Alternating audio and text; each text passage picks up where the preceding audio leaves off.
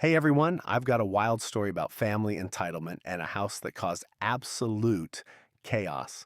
I'm a 31-year-old man, and my little sister is 28. For as long as I can remember, she's been my mom's golden child, though not my dad's. My parents divorced when I was a teenager because my mom cheated. She has always been controlling, manipulative, and narcissistic. And my sister, she was basically her mini me. My mom also acted like she had total authority over me. Snap her fingers and I had to obey. It was humiliating. So after the divorce, I moved in with my dad full time. My sister stayed with my mom, and the two of them became inseparable. I took after my dad. He was very business minded and started teaching me his work as soon as I was 16. Um, I got good at it, and after 12 years, I became a partner in his company. Things were going well. But then about 8 months ago, tragedy struck. My dad had become somewhat immunocompromised from years of heavy smoking. He caught COVID 19 and passed away at just 60. After the funeral, I met my mother and sister for the first time in years. It was a socially distanced ceremony over video call. My dad had requested to be cremated, and he was buried locally, so there was no casket. My sister seemed to grieve, but my mom, she looked completely indifferent. Honestly, I wasn't surprised. The last time she saw my dad, she screamed at him about money and threatened to sue him. He laughed at her. He'd paid alimony and child support as legally required, and he even contributed $30,000 to my sister's college fund. 10 years after the divorce, he was no longer obligated to send my mom any money. She's not broke anyway. She's had the same job for decades. She owns the old family home and even rents out 2 rooms on Airbnb. She's financially stable. After the funeral, my dad's will was read. He basically left everything to me: his assets, most of his money, and his home. My sister got a car and about $10,000 in cash. My mom only received a small sum in a few items she had long claimed as hers. Everything else? Mine. My girlfriend now lives with me in the house my dad passed down. My sister, meanwhile, had been living off her boyfriend and working part time online. During that time, she became pregnant but suffered a traumatic miscarriage. I didn't know until after the funeral. Lockdown made things worse. Her boyfriend's job was downsizing. Um, Eventually, he could only work part time and their finances suffered. He urged her to look for a better job. Then she got pregnant again. Um, she called it her miracle baby. Um, okay, so we're moving on to part two, and trust me, this is where the chaos really explodes. One evening, there was an unexpected knock at my door. I opened it, and to my surprise, my mom and sister just walked in. No invitation, no warning. They made themselves comfortable in my living room. My sister was giggling, looking everywhere, opening doors like she was giving herself a tour. My mom plopped down on the sofa and snapped her fingers, demanding a cold bottled water. My girlfriend got it for her. I asked them what they were doing there. My sister ignored me, still exploring my home like a child in a new playground. Then I heard her shout from down the hall, "Mommy, it's perfect." Yes, she still calls her mommy. Finally, my mom spoke up. She said it was time for me to do my brotherly duty. I asked, "What do you mean?" She continued, "Now that your father is gone, this house should have been mine, but you can fix it. You earn plenty of money. You could buy a new place. Your sister needs this one more, with the baby coming. If you insist on staying, you could limit yourself to one room and pay all the bills until you move out."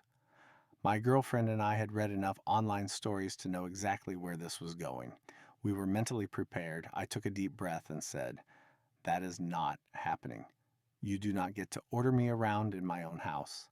Yes, I make money, but like dad, I'll save it for when I truly need it." My mom started snapping her fingers like old times. She shouted, "I am your mother. You will obey me. I brought you into this world. I am in charge. I am God. When I say jump, you say how high. This house is mine, and your sister will live here. Consider this your eviction, but I'll give you 2 weeks to pack your things. I thought, this can't be real. I grabbed my phone to call her. She jumped up, yelling, "What are you doing?"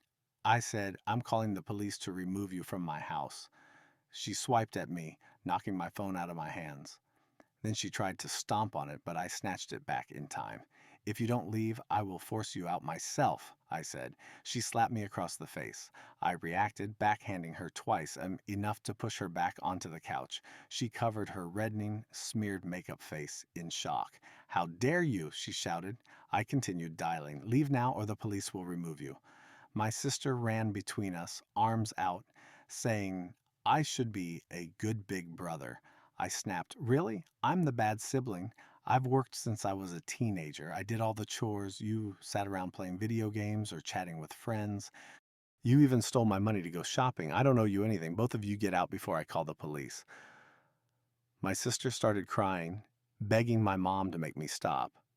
Mom hugged her, kissed her cheeks, and glared at me. Then she said something ridiculous. "If you call the police, I can just claim you hit me. Maybe even say you wanted to hurt a pregnant girl." I held up my hand and cut her off. "Stop. My girlfriend has been recording this the whole time. We have proof that you assaulted me first and tried to lie." My mom froze. She tried dragging my crying sister out by the arm. My sister threw a tantrum sitting on the porch steps. I looked at my mom and said, "See what happens when you spoil someone like this?" Mom tried to pull my sister off the porch, but she clung to the railing, repeating, "You promised me." I cackled and said from the door, "Never come back." Mom flipped me off, finally leaving after much struggle. All right, now it's time for part 3, and things are about to get even more intense with social media drama and legal battles.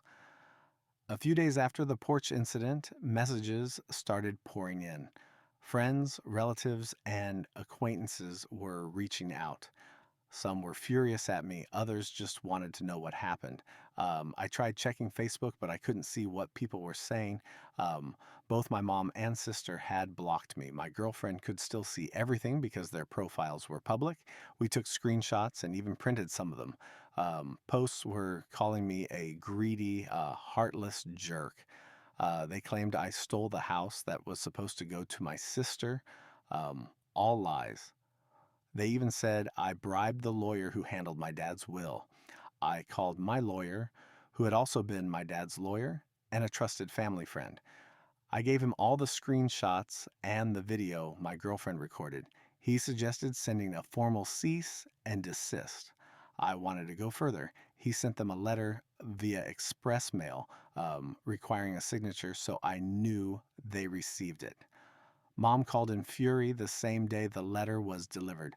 I told her, "If you and my sister don't remove the false posts and tell the truth, I'll share everything I have with family, her boss, and post the videos online. I'll sue on top of that." She called me unreasonable. She claimed she acted for my sister's sake. She lectured me, saying my sister needed the house more than I did. I bluntly told her, "I don't care what you think. If you don't correct the lies, I'll make sure your career is affected." Reluctantly, she agreed. All the false posts disappeared that evening. I was unblocked. Mom gave a half hearted apology, claiming she jumped the gun. She said she thought my sister needed the house more because she was pregnant, but the house was legally mine according to Dad's will. She had no right to try claiming it. My sister also apologized, more or less repeating everything Mom said. She blamed her actions on Mom and pregnancy hormones. Replies kept pouring in on social media for a while. Many were furious at Mom and my sister. I received apologies and messages from people who had believed them. It was eye opening, showing who had been on whose side all along. Mostly it was Mom's side of the family. Dad's side never believed her. Eventually, my sister and her boyfriend moved in with Mom to save money. She put them in the basement to keep her Airbnb running. My sister complained online that she couldn't live upstairs. It seemed like they were constantly fighting.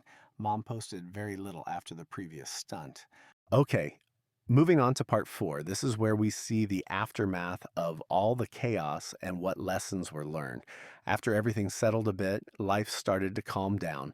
My mom and sister had finally realized their attempts to manipulate me had failed. I continued living in my house with my girlfriend peacefully. The house was legally mine, and I had the documents and my dad's will to prove it. Um, Over time, the truth about that night spread quietly among family members. People who had believed mom and my sister began to see things differently. I received messages of support from friends and relatives who knew the full story. It was a relief to know not everyone had been taken in by lies. My sister stayed living with mom in the basement. It seemed she had no choice if she wanted to save money. They continued to post occasionally on social media, but nothing as extreme as before. I learned a lot about boundaries and standing up for myself. Recording the incident had been a wise move. It protected me legally and proved the truth. Having a trusted lawyer also made a huge difference.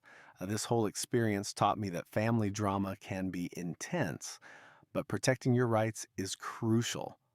Not everyone will agree with your decisions, and some may try to manipulate you. But if you stay calm, gather evidence, and take appropriate action, you can resolve even the most chaotic situations. Life isn't perfect, and families can be complicated, but boundaries and the law are there to help. Thanks so much for sticking around and hearing the whole thing. If you enjoyed this story, don't forget to hit that like button, subscribe to Am I the Fart, and turn on notifications so you don't miss the next part or any updates. Share your thoughts in the comments. Would you have handled this situation differently? Thanks again for watching, and I'll see you in the next video.